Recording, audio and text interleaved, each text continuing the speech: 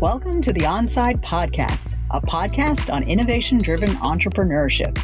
Join us on this journey as we amplify the power of disruptive ideas. Well, this season, we had some really great guests, and there are a lot of really interesting moments that stood out for me. We had an amazing guest that was on, Avery. She runs Camp Tech. She's a leader in AI and digital adoption and skills, and she's really working to democratize the way AI is benefiting people. In the context of learning, in the context of wanting to, again, help play a small part in bridging that gap, in bridging that divide between the people that have technology and are using it to grow bigger companies, do bigger stuff, and those that don't know how to wield it. I was like, that's where I'm going to insert myself. Because I've got this one part of me that's a little bit in that world and knows, like, I know how they do things, and then I can kind of steal it and take it over here and share it with other people. And frankly, that's what Camp Tech does. The way that we do it is through really practical tech education. And these days, that means it's a lot of AI education. She's thinking about, where do people go to get the information that they need to improve their businesses and their skills?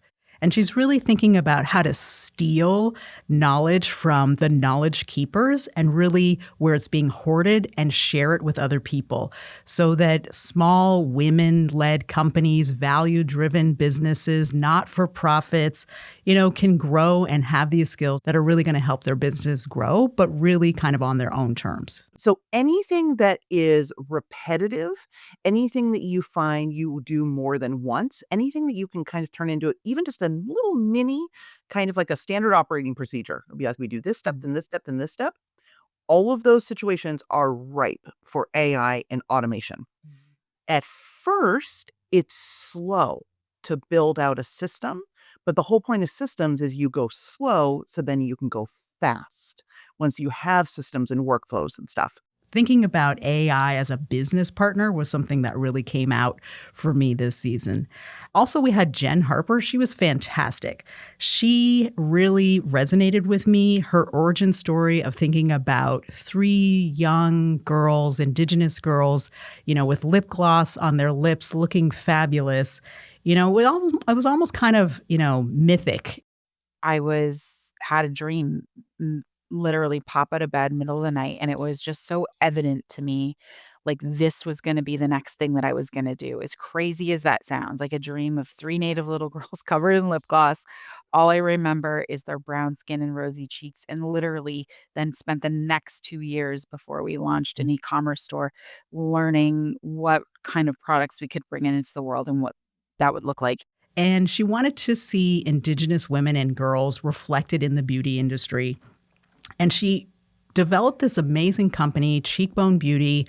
She's using the 7 grandfather teachings and really taking that into how she structures her business. We also had Nadia, who has this amazing company that's based here in Halifax. She's doing something that's changing the way that we interact with technology and putting heart health literally in your back pocket.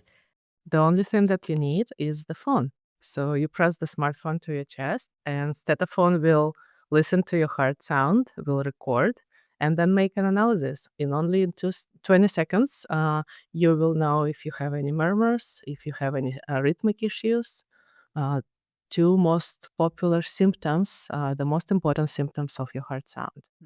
She and her team got together. They weren't even sure they could do it. They gave themselves like a window of time, six months, to try to figure out how to develop a product, see if it was going to work, and then use that 6-month window to experiment and test things out, and then try it and make this product. One of their success stories that stood out for me was that they had a physician try out their product, and the physician was able to detect a heart murmur in a patient on the spot who actually needed to go for surgery. I remember the first patient that was made us understand that this is all worth it, even for that one person. There was this older man who came to the doctor, and they did all the tests, and for some reason they thought he's okay. He was just older, and then they used Stetophone just to give it a try. And they found the murmur they didn't hear before.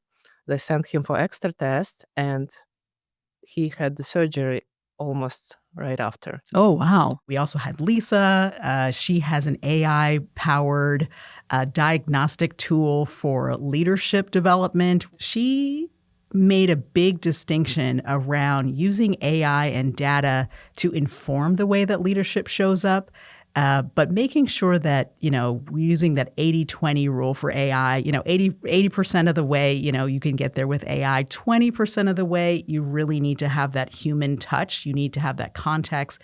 That 20% gap. I always say, and what I've been learned along the way, that AI can get you to 80%. The other 20% has to come from that human wisdom piece or that contextualization. And so we add that in. And so the clients know that we've weighed in with our oversight and expertise to bridge that gap. Obviously, Larissa and Lauren were fantastic from DLM, Dream, Learn, Manifest. I love just their name. I think that one of the things that they're really thinking about is the importance of building culture that makes sense, holding leadership accountable, and giving them the skills. So as leaders, how do we step up and ensure that we're living and behaving the way that we want as an organization? And to quote one of our mentors, whom you've had on here before, I think, if you don't define the culture as leadership, it will define itself by default. And that's not necessarily going to be a good thing.